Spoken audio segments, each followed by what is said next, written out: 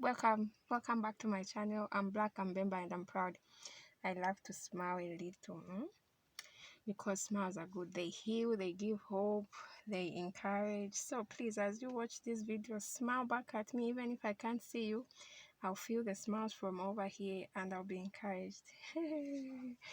Otherwise, apologies for keeping you waiting from the previous episode in which I was supposed to conclude one proverb, Mayo mpapa na inenka kupapa. I must say I'm trying to keep these videos as short as I possibly can because I don't want to bore you at the end of the day. I want you to learn and still find it interesting. Too long a video may not just work well for me. So quickly, let's get into the Mayo mpapa na inenka kupapa. The translation I gave was the mother should carry her child or children on her back, then the children or child will carry the mother on their back when they are old. If you notice, this one is very similar to the first one I shared in the previous episode. Kolwewa akota asabilwa n'abaana. But as I explain further, you will notice the slight difference. One of them is kind of general, the other one is specific like that. So let's establish something. Why I picked my own papa na inenka kupapa and put it at the end is because I want to use this proverb to address certain situations that maybe you have seen or you've heard of. I hope it will teach someone and help them address that situation. For anyone to get to a point where they can help another person, for anyone to get to a point where they can take care of another person, somebody else should have taken care of them first. In this case, for children to get to a point where they take care of their parents, the parents should have first taken care of their children. Taking care of a child is more than just producing that child, providing for that child. So, we could say producing a child is not as hard because we've seen underage children have fellow children.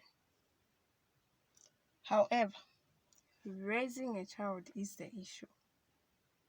So in taking care of this child, we should try to balance. We provide and we invest in the person. If we concentrate on one part and neglect the other, we will still end up with children who can't take care of us at the end of the day. Because if providing for a child is all it takes, then we wouldn't have criminals who came from rich families or decent, successful people who came from poor backgrounds, because they had the basic needs, even the ones they afford.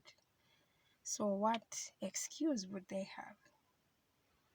We are grateful for those parents who provide for their children, but we will not ignore and keep quiet to say providing alone is not enough.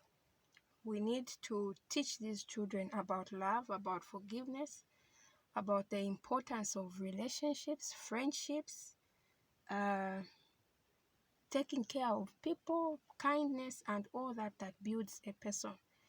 Because we will spend all the money, we will take these children to the beautiful schools, we will give them beautiful shelter, and when we are old and weak, they will still not be able to take care of us because we did not raise them right. If you are a Christian, then you know that the Bible says, train up a child in the way to go, and when they grow, they will not depart from it. So training a child means you are there to correct them, to show them the way, to guide them, to pick them up when they fall, to pray for them, pray with them. They make mistakes, you correct them. When they make mistakes, if you're a Christian, it is in order to whip them if need be, so that those mistakes are not repeated. Spare the rod and spoil the child. So let us balance providing and presence in these children's lives. There are some parents who don't even provide. I'm a Christian, so I'll still refer to the Bible. And with me, I have a scripture, 1 Timothy 5 verse 8. It says, "But if anyone does not provide for his relatives, especially his household, he is worse than a non-believer." If your relationship with God matters, then you know that you're not doing the right thing before God. If you're not a Christian, you still have a faith somewhere. And it is only right that you bring this child into this world and you take care of them.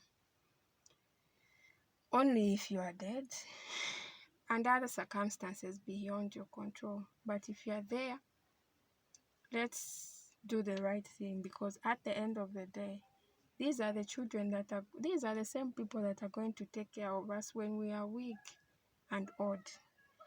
Other relatives will take care of us, but remember, those relatives would have their parents to take care of, or their own families. They'll have children, they'll have other responsibilities, and you may not be priority. So, my own papa, Nainenka Papa, is first addressing us, the parents. Let's take care of these children. If we show them the way, they will definitely be there to do the same for us.